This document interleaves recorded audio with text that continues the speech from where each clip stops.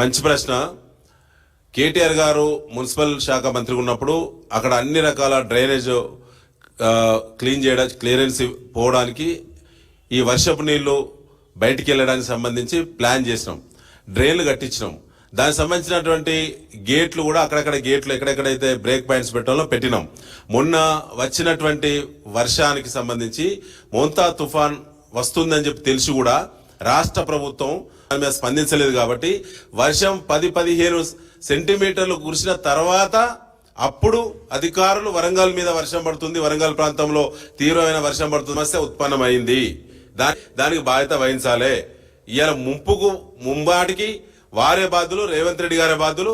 ఇవాళ ఒకవేళ కాకుంటే ఏం చర్యలు చేపట్టిలో మోంతా తుఫాను వల్ల వరంగల్ నగరం ఎఫెక్ట్ అయిద్దని ముందు తెలిసినప్పటికీ కూడా ఏ జాగ్రత్తలు, ఏ ముందస్తు జాగ్రత్తలు వర్షం పడకముందు 10-15 సెంటీమీటర్లు పడకముందు ఏ ఒక్క అధికారి, ఏ ఒక్క డిపార్ట్మెంట్ ఎవరు కూడా రోడ్డు మీదకి రాలేదు, కనీసం ప్రకటన కూడా చేయలేదు.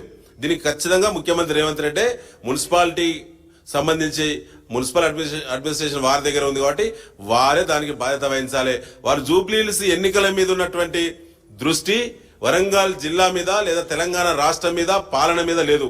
మొత్తం కేబినెట్ మొత్తం జూబ్లీహిల్స్ లో ఉన్నారు, శాసనసభ్యులు మొత్తం జూబ్లీహిల్స్ లో ఉన్నారు, ముఖ్యమంత్రి కూడా జూబ్లీహిల్స్ లో ఉన్నారు.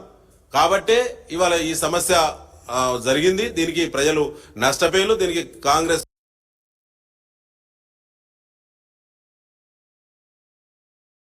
తర్వాత